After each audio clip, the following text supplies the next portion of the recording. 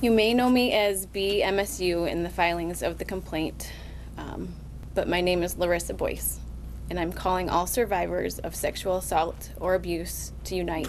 It's not easy to talk about sexual assault. In fact, it was far from a simple task for Larissa Boyce nearly 2 decades ago at the age of 16, when she says she was silenced by then MSU gymnastics coach Kathy Klages after raising concerns about treatments by former MSU doctor Larry Nassar. All of these adults were telling me that it was okay and that I was wrong. It happened in the 90s, and last month, she anonymously shared her story with us for the first time. I had to put my mind in other places because there were things that would happen that seemed really inappropriate. Feeling defeated by Klages' actions, Boyce says it left her feeling embarrassed and intimidated, a whirlwind of emotions she carried into her adult years. It really affected lots of areas of my life. I got angry, I started making bad decisions, and I always questioned myself. Why did you decide to come forward today and reveal your name and identity?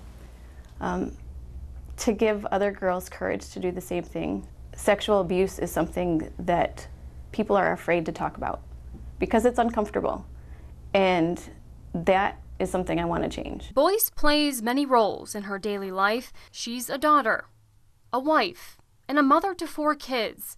She's suing Nassar for years of alleged sexual abuse, but she says she's not looking for revenge. She knows she can't change the past. She's using her story to demand change for the future. And when we sat down with her for this interview, her message couldn't have been more clear. I want MSU and USA Gymnastics to be leaders of that change. That would give them integrity. I want to see them have that integrity. While the healing process takes time, Larissa says she recently found hope after a new Title IX investigation by MSU found that Nassar did sexually assault a woman he treated more than 2 decades ago. That is really what has given me the most closure right now, because I felt validated. I finally felt validated after 20 years of feeling like I was told that I was wrong. Larissa, if you could say one thing to Larry, what would be your message to him? I want him to see how many people he's hurt. That it wasn't just us girls, but our families are hurting, our parents are hurting. It's affected more than just us. It's affected his family. And he had so much to offer and could have done so much good for people. We all trusted this guy.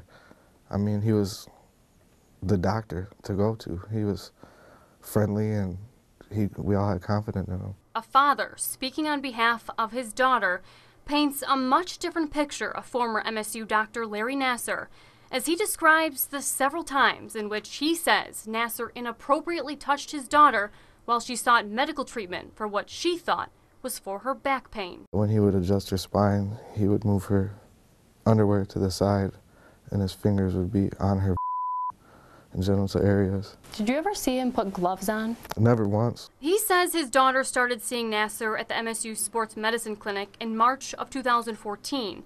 He was in the room with his daughter for every visit, and over the course of 2 years, he says without his knowledge, Nassar inappropriately touched his daughter while he was in the room. Like, the way the table was kind of angled like this, and my seat was here, so I was looking the long way and couldn't really see. What was your reaction to that when you heard that? Crushed.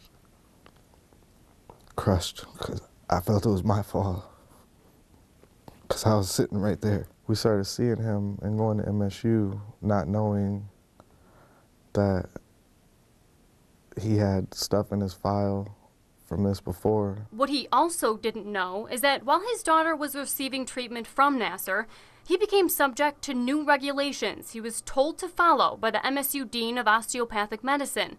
As you can see here, on July 30th, 2014, Dr. William Strample emailed Dr. Nassar saying he had to limit skin-to-skin contact and have someone in the room whenever he sees a patient. But the father says his daughter saw Nassar for a total of 4 months after he was told to follow those new regulations, and he says not once did it look like he was. Was there someone else in the room with you and your daughter and Dr. Nassar? From all the times we went there, one time he had a shadow. His attorney, Mick Graywall. The restriction was never followed. More and more young women, young girls, were sexually assaulted by Dr. Nassar because Michigan State failed to act. He's the worst kind of predator there is, and they let him do it. I want MSU and USA Gymnastics to be leaders of that change.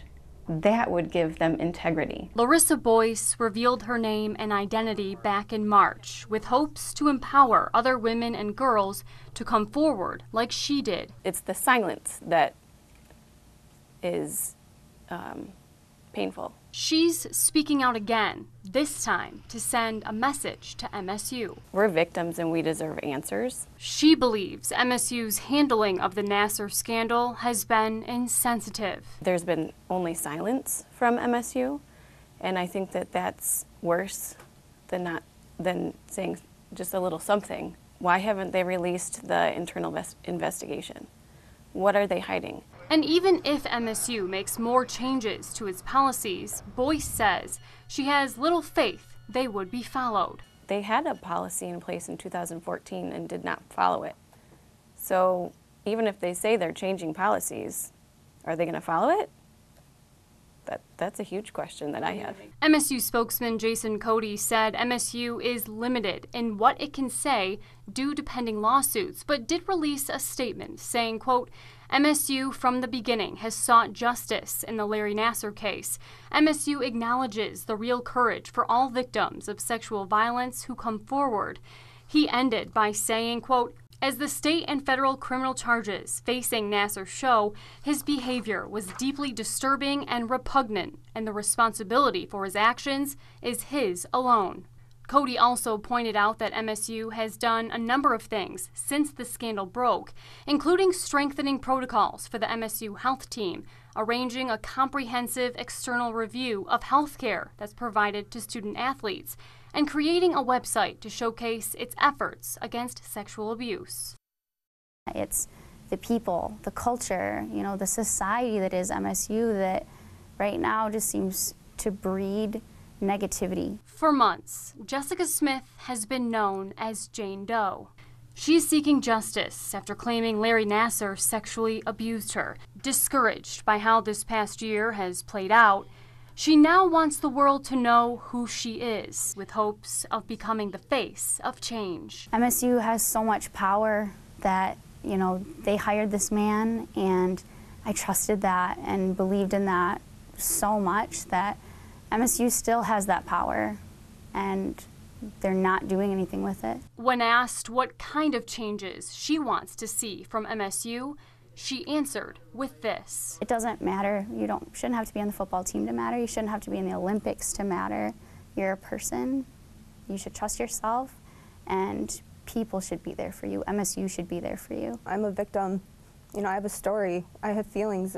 This is something that's going to affect me for the rest of my life. Christine Harrison is also revealing her identity. She's currently a student at MSU, the same place Larry Nassar treated her for her injuries. Lost a lot of trust. She says while this past year has been an emotional roller coaster, I see how it's affected my family.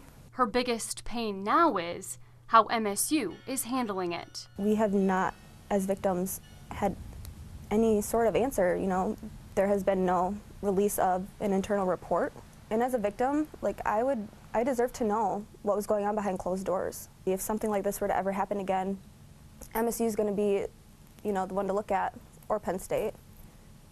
But as of right now, we're not setting the example that we need to set. Harrison is calling on the university to make more policy changes and wants other universities across the country to take notes. Something that will prevent anything like this in future from happening again. I have good days and bad days, and sometimes the bad days can be very very challenging. Alexis Alvarado started seeing Nassar for treatment in 2015, a year after he was told to follow a set of guidelines set forth by the Dean of Osteopathic Medicine. No one knew. MSU did not tell anyone, or Larry didn't tell us. She says she feels betrayed by the university, and that thought keeps her up at night. I think if they honestly knew what we went through day to day and what we thought about and how we really felt, they would be doing more to try to make this right on their end and not hide stuff like MSU with their internal investigation. They would have